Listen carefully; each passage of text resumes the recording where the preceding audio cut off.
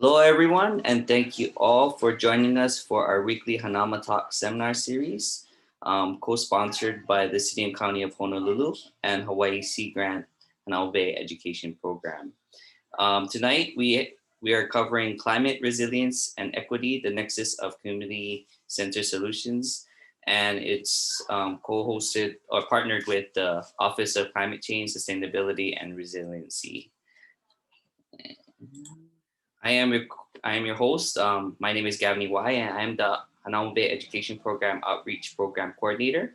There's my contact info, and if you guys have any interest in checking out our past presentations or seminars, we also have a Hanauma Talks YouTube channel. So there is a link right there. The Hanauma Bay Education Program partners with organizations across Hawaii to showcase educational talks with leading researchers, environmental lecturers, natural resource managers, and cultural practitioners. As we have tonight, the talk will be about 45 minutes long, and there will be a 15-minute question and answer period at the end. Just a few reminders during the presentation, please keep all your questions till the end of the talk for our 15-minute question and answer period, or feel free to type it in the chat box at any time, and hopefully we can address it at the end of the presentation. Also, please turn off your microphones and video functions during the presentation. So the mission of the Office of Climate Change, Sustainability, and Resilience, just a brief overview, is to support the City and County of Honolulu in its vision of a more economical, self-sufficient, and safer Oahu. And our two speakers will go a little more in depth on that. These are just some of the climate adaptation strategies that actually we've gone over in the past lectures, just to kind of give you an overview of it.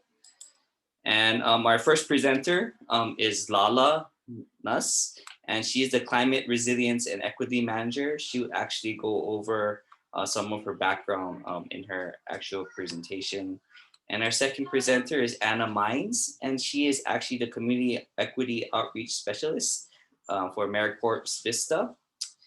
And I'm going to end this, and we'll go right into the presentation. Share the page. Hello. Can you guys see it? Good. Not yet. Not yet. Okay.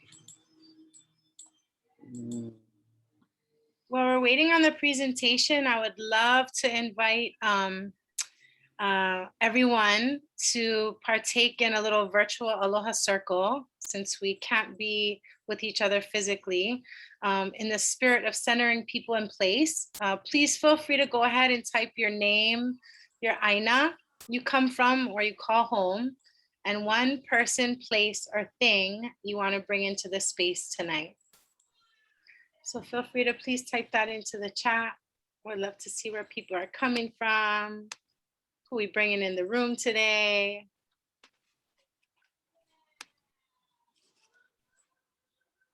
You guys see it? It's good?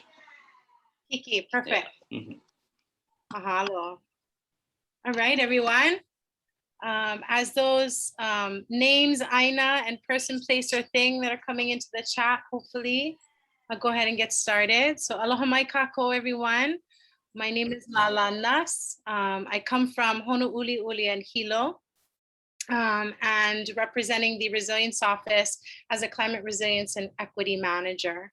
And just want to mahalo the UHC Grant Hanauma Bay Education Program and Gavin and the hui there that allowed us to gather tonight under this space. I'm gonna go ahead and introduce Anna as well. Hello, everybody. Thanks for being here. My name is Anna. I'm from Seattle. I moved here to Honolulu in December to work with LaLa in the equity program at CCSR, or the Resilience Office, as we like to call it. So I'm still new to this space, but loving every moment of it. Yes, I'm really lucky to have Anna working with me. Equity definitely needs more than one person at the wheel. Nice to see the names coming in. Got Uje, mahalo for being with us. We got some peeps from Seattle, Honolulu, Monowili, Switzerland, aloha. Thank you for being with us. So I'll go ahead and jump right into it. Gavin, if you want to go to the next slide.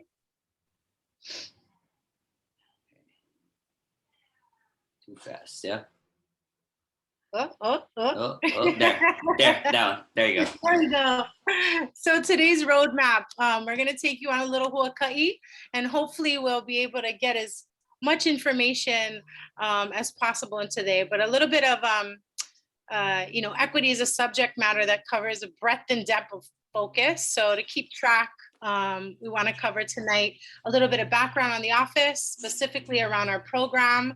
What is resiliency and equity within the context of climate change? Dial into a little bit about what environmental justice is, as well as what equity looks like in Hawaii and the US, and dial into some of the initiatives that are happening right here at home, and then hopefully some time for some Q&A afterwards. Next slide, Gavin. So as Gavin had mentioned, in November 2016, Oahu voters decidedly approved the city charter amendment for the creation of the Office of Climate Change, Sustainability, and Resiliency. So the voters established this office. And you can see on the right there, our focus in Kuleana, our responsibilities our office has within the city and county operations and jurisdictions. Next slide. The resolution 19-233, which just passed at the end of next year. I'll go ahead and let Anna talk a little bit about that, or the OLA strategy. Yeah, so OLA in Hawaiian, for those who don't know, means well-being or living, thriving, and healthy. But it also connotes salvation, healing, and survival. So this is the name of our Oahu Resilience Strategy. It describes a clear vision for a thriving island community, even in the face of a challenge and a change, climate change. When all of us reclaim a shared responsibility for island resilience, we can look forward to Olaloa, what Mary Kavena Pukui defined as a state of being completely cured and recovered. The resilience strategy was written by our community. Over an 18-month period, grassroots residents and community leaders helped shape and craft the 44 resilient actions that make up the strategy. And the agenda setting workshop had over 140 stakeholders from 19 sectors representing 117 organizations. In that work, doing those workshops, we actually visited all 33 neighborhood boards and received responses from 2,200 people. And when we asked them how resilient do they think Oahu is today, the answer was 3.9 out of 10. Next slide. So we got some work to do. We're only at 3.9, and that was before we were established. So I'd love to see where citizens think we're at now. Looking at this slide here, the resilience strategy is made up of 4 pillars and 44 actions. Everything from disaster response to grassroots resilience, from clean energy to affordable housing. Although equity is meant to be central in a concept or looking at it from an equity lens, the equity program really focuses on remaining rooted and community cohesion. Next slide, please. Ordinance 20-47, which this is the one that had just passed end of last year, establishes vigorous city standards for climate change and sustainability. Under the ordinance, the city will transition to 100% renewable energy fleet by 2035, and ideally achieve a carbon neutral economy for Oahu by 2045. This codifies and clearly defines the roles and outcomes for our resilience office, which include energy, coastal and water programs, the climate resilience and equity program, food security and sustainability, zero waste, and disaster, pre-disaster multi-hazard mitigation. Next slide, please. I just want to highlight 2 of the big projects that we have going on right now. This first one is the CAP, or the Climate Action Plan. Some of you may be aware of this. And this has just been, will be officially launched, I believe, on Earth Day 4/20 coming up. And thinking about CAP, Climate Action Plan, this is the mitigation efforts, thinking about energy, transportation, and carbon sequestration. And the website is on the bottom there for those that would like to take a look at that.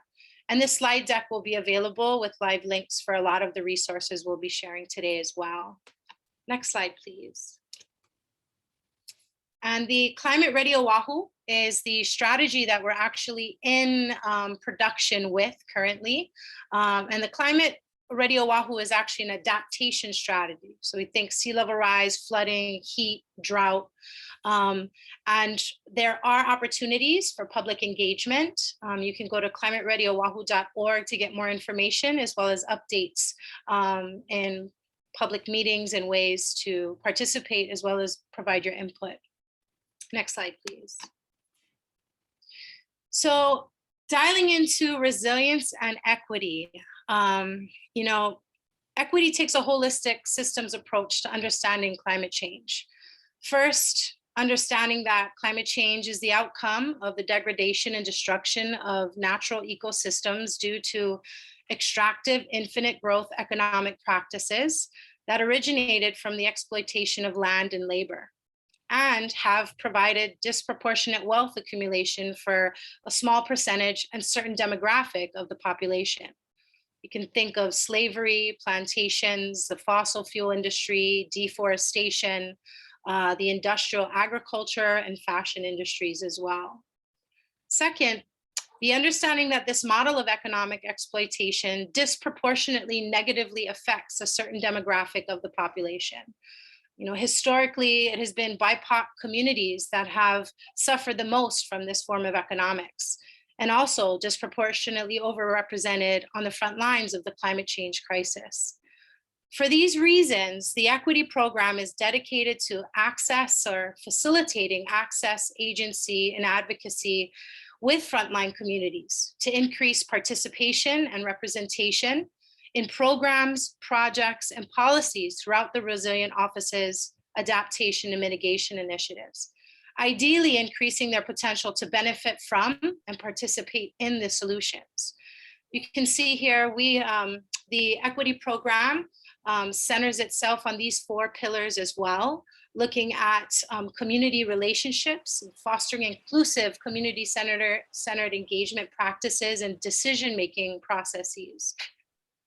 The environmental justice aspect, prioritizing frontline communities within the Resilient Office's scope of work, being an accessible resource and collaborator for critical social, environmental, and economic needs. Equitable governance, really looking at guiding research, policy formulation, implementation, trainings, the operational processes around equity and climate resiliency that can be standardized throughout the city. And the last, adaptation and mitigation. Ideally, long-term, the reduction and ultimately the elimination of disparity, harm, marginalization, and discrimination, while increasing social, culture, and political inclusion within our climate change initiatives. Next slide. So I would like to give us some definitions before we go into more systems thinking on environmental justice. And the term resilience is thrown around a lot. It's not always about disasters. This is the definition that we use and the Rockefeller Foundation uses.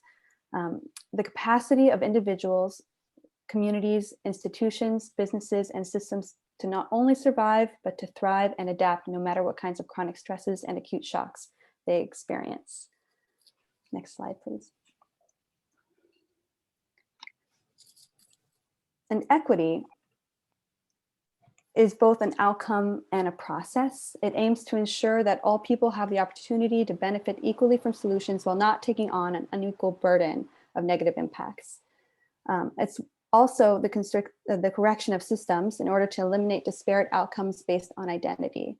And in exploring what equity means in Hawaii, the community conversations that we've had show us that the Hawaiian word that best fits equity is pono. And there are some English words there that do their best to try to match that idea of pono in Hawaiian. For those who don't know, this is a tree, breadfruit tree, or ulu. Next slide, please. There are 5 dimensions of equity. It is a complex concept, but not difficult. And the first dimension is procedural, which is inclusive, accessive, collaborative, and reciprocal engagement and representation in decision-making processes to develop or implement sustainability programs and policies. And I have an example here for you. Some processes in government that government regularly participates in is community engagement and data collection. Procedural equity would be the collection of information that informs our work that's representative of a broader base of knowledge, such as knowledges that are garnered from lived experiences. Procedural equity would be designing and investing in public meetings that are more accessible and genuinely use the space for sharing of information. Distributional equity is that outcomes of projects, programs, and services result in fair distribution of benefits and burdens, while prioritizing the most negatively impacted.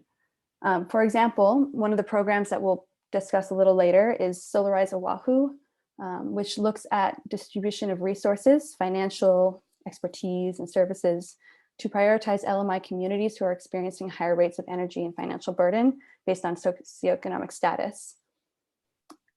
Structural equity means that decisions are made with the recognition of the historical, cultural, and institutional dynamics and structures that have routinely served to give advantage to privileged groups in society, which have resulted in chronic cumulative disadvantages to those in frontline communities. For example, Resolution 2206 proclaims the City Council's commitment to the realization of equitable outcomes for frontline communities in the COVID-19 pandemic economic recovery programs. Transgenerational equity means decision makers consider generational impacts and don't result in unfair burdens to future generations. Bill 40 and Bill 25 are two policies that our office participated in bringing about that require present actions that think about long-term impact and benefit. Bill 40 is banning disposable plastic products, and Bill 25 is the renewable energy building codes. And finally, cultural equity is the acknowledgement and examination of unjust and inequitable systems we have inherited, and specifically a commitment to undoing racism and historical marginalization through an intentional deconstruction of colonial assumptions and behaviors, and the concurrent construction of equitable multicultural norms. So lots to think about in terms of equity. Next slide, please. In equity work, it's really important to be specific about the who. And in our program, we talk about frontline climate communities. These are typically communities of color and low income whose neighborhoods often lack basic infrastructure to support them and who will be increasingly vulnerable to climate events, economic disruption, and health threats. And they're predicted to intensify and become more frequent with climate change.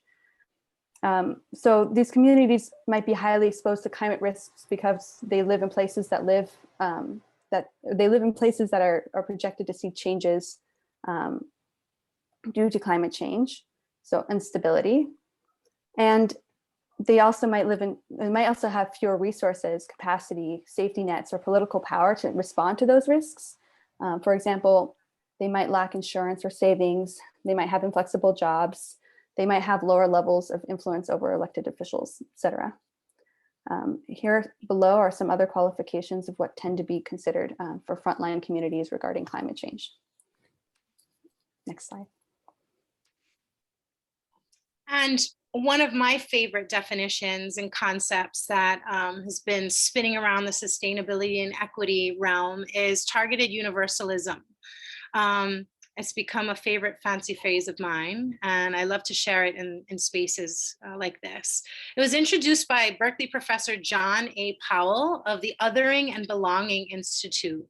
And targeted universalism really sets goals for the general population that are accomplished through targeted approaches based on the needs and abilities of different groups. This approach increasingly leads to decreasing harm and increasing well-being for the social, cultural, and ecological diversity of a particular people and place. And there's tons of stuff you can research on that and check out some juicy information there. Next slide, please. So dialing into environmental justice, you know, if you're taking a look at this image, it may be familiar for some of you, but this is of the 2018 storm season in the Pacific, one of the most active in recent history. And many experts say we were really lucky. We are right between, what is it, Paul and Olivia, if you can see the little Hawaiian chains there. I think that's us. That being said, another consideration to ponder is how is equity being centered within the climate conversation from a Pacific Island perspective? You know, increasing consensus has been affirming that prioritizing place-based and systems thinking frameworks in formulating holistic approaches to climate resiliency is critical in navigating the complexity we find ourselves in. This concept of environmental justice, according to the EPA, is the fair treatment and meaningful involvement of all peoples regardless of race, color, national origin, or income, with respect to the development, implementation, enforcement of environmental laws, regulations, and policies. Environmental justice emerged in the United States in the early 1980s. And as you can see, really, and as probably experienced, one of the ways it's distinct is describing it as a social movement that focuses on the fair distribution of benefits as well as burdens. And I'll go a little bit more into that as far as examples. Next slide. This image on the left represents the systemic dysfunction we have all inherited. The image on the right portrays the ways in which we aim to redesign the faultiness of our systems that have caused harm and inequity to one that is more inclusive, balanced, and healthy for both the ecology and social well-being. You know, it really does start with acknowledging the fault lines or malfunctioning of our current systems through critical analysis. By doing this, we can start to consider the alternatives in order to actualize these potentials. You know, gotta keep asking what if not now, then when, right? This image is from Movement Strategy Center, from their community-driven climate resilience planning document. Highly recommend checking that out as well. It's a framework for cities to recognize resources, foster meaningful relationships, and develop place-based innovations that support all people to thrive despite climate disruption. Next slide, please. These powerful images reflect on what we're starting to see a rapid increase of in the uprising and outpouring of communities around the world, reacting, responding, and resisting the status quo's continued approaches that have inherent social justice and environmental rights issues plaguing their existence. You know, many of these movements are increasingly led by younger generations, especially in the environmental justice realm, that are looking at their futures with discontent, and Indigenous BIPOC communities who have actually always been at the front lines of the accelerating shocks and continued stressors being exacerbated by economic, health, and environmental crises. You know, whether it's Greta Thunberg and the global youth climate strikes demonstrations, or the most recent historic wave of Aloha Aina protectors right here at home, what they have in common is the realization that many of our institutional decision-making processes are inherently inequitable and may indeed be rapidly losing fitness to their context in meeting the needs and relevance of our times. Next slide, please. Some specific examples focused on water around environmental justice in the US. Many of you are probably familiar with the Flint water crisis, when the city switched its drinking water supply from the Detroit systems to the Flint River in a cost-saving move. Inadequate treatment and testing, as you know, led to major water quality and health issues in Flint. And 57% of Black populations and 40% of lower income populations were the ones that were at the brunt of this health crisis. A local example in 2014, the Kapukahi or Red Hill fuel tank, if some of you are familiar with that, the US Navy's Red Hill fuel tank storage facilities leaked 27,000 gallons of fuel from a single tank in January of 2014 into the surrounding environment, including the primary drinking water resource for the metropolitan Oahu area, which lies just 100 feet below the Red Hill facilities. Despite the risk of the tank's history of the leaks, public opposition, and lack of progress on tank upgrades, the Navy brought Tank 5 back into operation last year. The 2017 Dakota Access Pipeline, where we saw Standing Rock Sioux tribes movement to protect their water supply and sacred land from the privatized crude oil pipeline that threatened catastrophic damage to their lands, drinking water, and ancient burial grounds. And this was mostly affecting Native American Dakota and Lakota tribes. And most recently, the Texas historical snowfall and blackouts, where a majority were low income and non-white households that were affected by this. You know, in addition to the crippling power outages, 13 million Texans, about half of the state's population, also lack clean water. State authorities ordered 7 million people to boil tap water before drinking it because the record cold weather damaged infrastructure and pipes. Next slide, please. This image is taking a deeper look into the orientations and processes that seemingly differ between community approaches versus institutional approaches.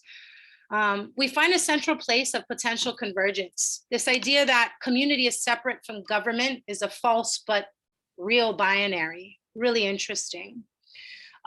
This image shows the origin points from transactional versus relational approaches to solving problems. You know, if considered within institutional contexts, this could really lead into systems transformation where nexuses of opportunities lie in the process. Equity is taking a critical approach to institutional processes to more clearly identify opportunities really to operationalize change from within the system in order to see changes outside in communities. What's required is a more human-centered, place-based approach to decision-making, really. The idea of increasing collaborative models between government and communities in solving challenges. Next slide, please. And I also wanted to highlight the US, you know, faces converging economic, health, and climate crises as we speak, and being exposed, and these issues are being exacerbated through inequity. You know, while a historic movement for justice has highlighted the unbearable human cost of systemic racism, the Biden administration recently signed an executive order focusing on racial equity. And a few of the items that it highlights and meant to address is establishing clear roles of domestic policy council specific to equity, conducting an equity assessment in federal agencies, looking at federal resources going towards advancing fairness and promoting equitable delivery of government benefits and equitable opportunities, as well as the emphasis on prioritizing engagement with members of underserved communities, as well as establishing an equitable data working group. Next slide, please. Another national example of where we're shifting into, the Bloomberg's 100 Resilient Cities Network, which our office is actually a member of, recognizes that communities of color are disproportionately harmed by emergencies, from pandemics to natural disasters to attacks, and all too often by the daily operations or systems that make up our city's work. The Community of Practice initiative was started and designed for real-time knowledge and exchange between urban practitioners. So really with an urban focus, who have common challenges in building resilience of critical systems or within vulnerable communities. And the goal is to transform their city systems. Again, this idea of really transforming systems for greater resiliency. in the face of environmental as well as economic challenges. Next slide, please. And last but not least, as far as kind of approaches nationally that are being looked at, this one is from the Greenlining Institute, headquartered in California, and they just published Making Equity Real in Climate Adaptation and Community Resilience Policies and Programs, a guidebook. And the purpose of this is to prioritize the climate adaptation and community resilience needs of frontline communities and address the historical neglect that they have experienced. And again, a lot of these are all clickable links to take you to all of the resources. So we'll make sure to share this slide deck later on. Next slide. So our office is still relatively young and our program, equity program, even younger. And so one way that we're able to understand what our responsibility is and roles are is looking at other municipalities who are doing this work. And we look up to them, and I'd like to share some of those examples now to show you what kind of programs are out there and policies and frameworks. The Climate Action Plan from the City of Boston was put together by the City of Boston's Office of Resilience and Racial Equity. It's an office of 4 people dedicated to ensuring resilience for all in the face of shocks and stressors. And in their Climate Action Plan, each section includes a section titled Designing for Equity, which includes ideas and principles to carry out each step in an equitable way. And the mayor of Boston established the Greenovate initiative as well, which works with the broader community to implement the city's Climate Action Plan. Their most recent update, as seen here, the 2019 Climate Action Plan update, was actually shaped by the engagement with the community through Greenovate. Next slide, please. The city of Tucson is working on an equity plan, which I think is a great overview of all the things that cities can do to be more equitable. And I'll just highlight a couple here. For example, they are conducting an equity assessment and audit citywide, or they're planning to. They're also planning to have an equity audit for CARES Act funds. They also want to establish an equity office. So those are good examples. Next slide, please. And of course, King County, we often look up to King County. I'm from King County, so a special place in my heart. They are leading with environmental justice and racial equity in their 2020 Strategic Climate Action Plan, which includes new sustainable and resilient frontline communities section focused on climate equity and community-driven policy guided by their Climate Equity Community Task Force.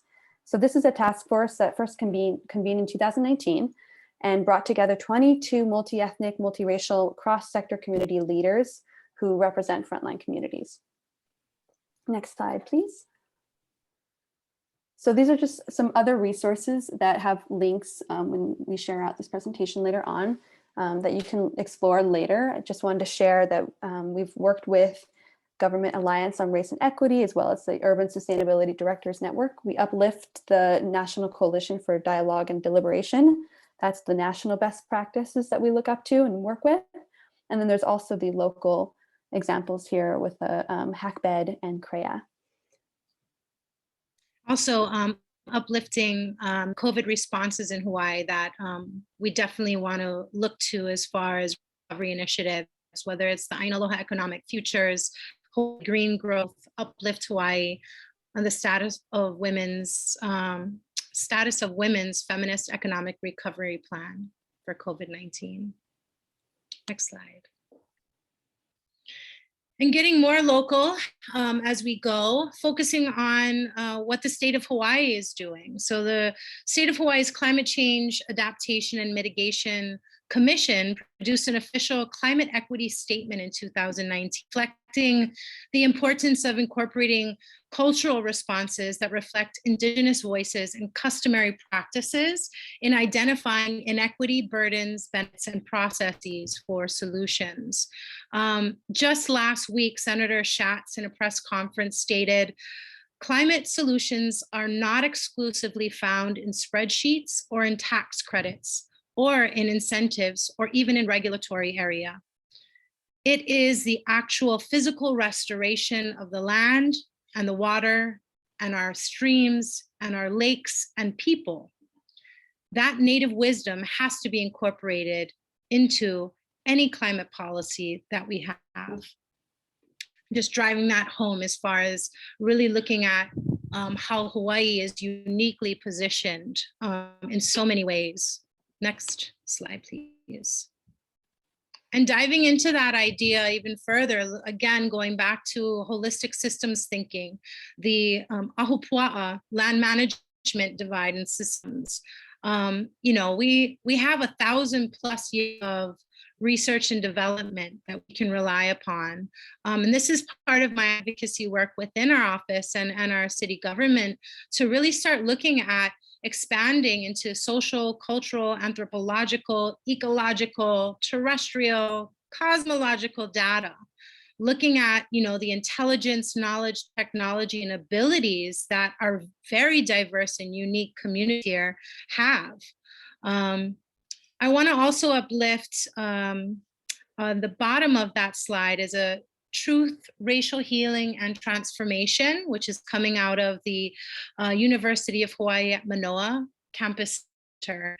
Matthew Kamakani Lynch and a cohort of others are leading this and looking at the healing aspects in order to embody and uplift resiliency for our communities. Next slide, please. And just to touch upon real quick, I know I want to make sure we have time to talk, Lori, but just highlighting another area that can be considered for those researchers and academics, really looking at equitable research methodology. You know, considering the diversity and intersectionality of sciences to approach climate solutions that encompass this holistic lens. The culturally based and gender inclusive research approaches listed here have been offered up by CREA Hawaii, who Anna had mentioned, or the Culturally Relevant Evaluation Assessment HUI, which is led by Dr. Puanani Borges and a HUI of other brilliant assessment practitioners. Listed below that are some other resources I highly recommend looking at research methodologies that are broadening and expanding possibilities. Next slide, please. And dialing into the understanding that we don't want to, or nor should we go back to normal, because normal wasn't working for many of us. And looking at the correlation between the COVID response reflecting what our climate response is and can be. 4 key areas that have been lifted up time and time again around a just and equitable recovery is looking at our relationship with nature and the natural environment and our health, self-sufficiency in our island economy in many ways, and looking at the critical human services really specific to an island community. And looking at equitable economies and diversifying our local economy here to be less dependent on tourism and more centered on keeping the resources, skills, and the talent here at home. And last but not least, the healthcare and housing, which, as many of us know, living here, affordable housing and healthcare are probably the top 2 priorities of our communities struggling right now. Next slide, please. And just to center and uplift something that we were able to do, our office pre-COVID was about to launch this epic climate change open house. We were going to go around the islands, throughout communities, to share and learn and interact with community members around climate change initiatives. And in tandem, our equity program was going to facilitate a series of community kuka, or talk story series, reaching out specifically to community-based organizations and asking to be invited into their spaces and listen and learn and share about climate change. In true form of adaptation, our office pivoted when COVID-19 struck. So the majority of us supported Department of Emergency Management and standing up the One Oahu Call Center and information website. And the equity team decided to move forward in reaching out to community-based organizations virtually and instead focused on understanding community resiliency during an actual crisis. Next slide. And those who participated, we had over 32 online organizations and 60 individuals spanning the sectors you can see represented here. And what we did was have a conversation and used prompt questions to get a real life lived experience idea, firsthand, say, qualitative data that were able to inform our decision making immediately. And looking at how frontline communities are actually resilient beyond what, say, the systems are able to provide them with during a crisis. Next slide. And just some of the emerging themes that I think we'll continue to need to look at as we move into recovery around relationships and adaptability. The genuine representation of communities in decision-making, access to resources, whether that was Wi-Fi or information during the pandemic, and how government could improve its ability to communicate and reach these communities. The slowness of critical relief, whether that was employment or mortgage and utilities relief funds, and food was central here and many other places, and really, again, unveiled the starkness of our vulnerability with importing 80% of our food. Next slide, please. I know that we are almost at 40 minutes, so I'm just going to go over really quickly some of our initiatives in the equity program, kind of divided into 3 areas: a toolkit, data, and policies and programs. Some parts of our toolkit, I'll just highlight a couple here. We have the equity check-in form for CCSR program managers to use when they're implementing or planning a project or program. And we also have are working on and finalizing an equitable community engagement guide. And this guide will be piloted within our office and refined to best suit the needs of the community before being applied citywide. And some other things, very important things in there, but we'll have to, I will definitely, these are all linked, so they should be easy to learn more about once you get access to these slides. That'll be on the next slide. Oh, sorry, I forgot to tell you next slide. Okay, that was the toolkit there. We can go on to the next slide. Thank you. The equity program initiatives around policies and programs, the foodscaping project, the Affordable Housing Food Security Scape project, was one that we had employed last year using CARES funding from 2020, and now we're looking to continue and expand upon this with a second wave of CARES funding.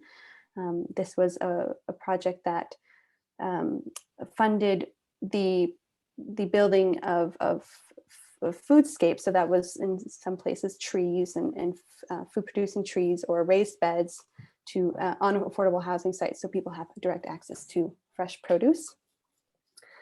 We also did the community kuka kuka, and we're looking to do that once again this coming year. Another one is Solarize Oahu. This is an important project that we think will best suit the needs of LMI communities that are energy burdened. And we'll talk a little bit about that, what energy burden is, in the next slide. But one more thing here is the resolution 2206, which proclaims the City Council's commitment to the realization of equitable outcomes for frontline communities in COVID-19 pandemic economic recovery programs that I mentioned before.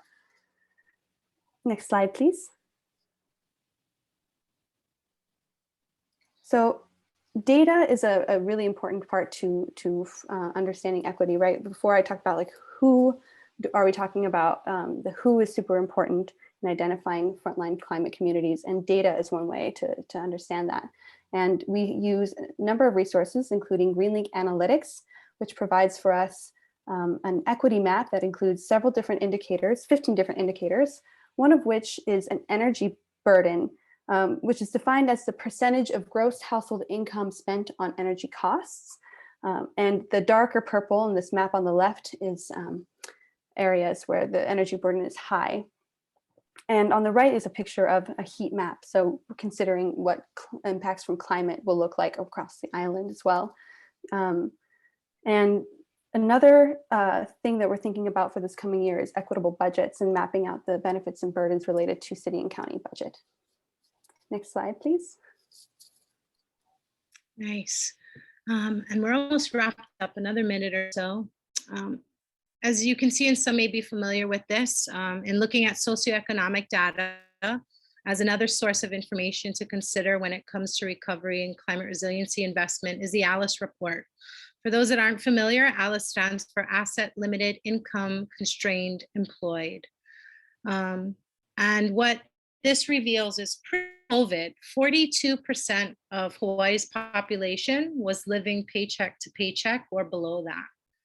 Post or COVID, by the end of the year, which this came out at near the end of 2020, 35,000 additional households, increasing up to 60% of our population is now living paycheck to paycheck or below that. So really considering the long-term effect of what this economic recovery is going to take, and how can we do that from this just, equitable, and clean energy perspective, right? And not getting too idealistic about it, but really looking at it as a practical and effective way to recovering economies of scale that are appropriate to people in place. So we can really start looking at the diversity and reinvesting into a place versus needing to continue to import knowledge, import visitors, import food. We really need to start looking at regenerative approaches moving forward. And next slide. I think we can skip this one and just go to the last slide. And this, more than anything, is just wanting to uplift Auntie Pilapaki. The world will turn to Hawaii as they search for world peace, because Hawaii has the key, and that key is aloha. And I want to uplift that concept. And it's not a hokey tourism idea of aloha with Mai Tais and beach chairs, although I don't mind a Mai Tai, but it really is looking at community resiliency and pilina, the relationship to each other in place that will allow us to be resilient in unsteady times. So with that, I'll stop there, and mahalo everyone. Our information is there for those that would like to contact us. We have about 10 minutes to open it up for any reflections or questions anyone may have. I haven't checked the chat though, so I'm not sure if anyone put anything in there. Yeah, I would love to open it up, hear from anyone that would like to share or has a question.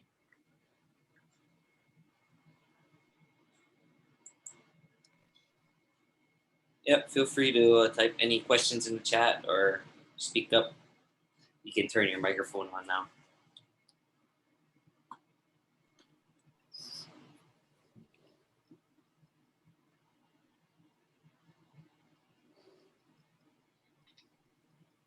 I know it was a lot of information. Yeah, that was a lot of information.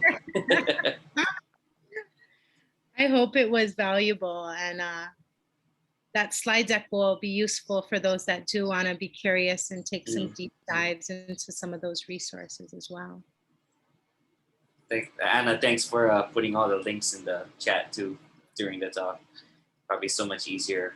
Good to have multiple people behind the scenes doing stuff. So thank you for moving through the slides. I guess people are thinking, or it was a great presentation and they have no questions.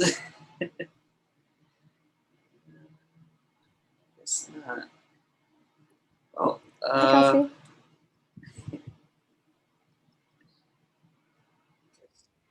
well, if you guys have any questions after the presentation that come to mind, Shaman University. Feel free to contact Anna or LaLa. And with that, I am going to conclude tonight's seminar. Once again, thank you to our presenters, LaLa and Anna, for a very informative and interesting talk. Also, thank you to Tyler, who helped monitor the presentation. You were very helpful. I hope you guys all can make it for next week's talk. It is It's on Thursday, March 25th, and it'll be called Food for Thought, Security, Sustainability, and Equity, presented by Dexter Kishida, who is the Food Security and Sustainability Program Manager, and Mia Farinas, the Sustainable Food Policy Analyst, Americorps VISTA. So I hope you guys can make it for that. And with that, aloha. Mahalo, everyone. Take good care. Aloha. Thank you all.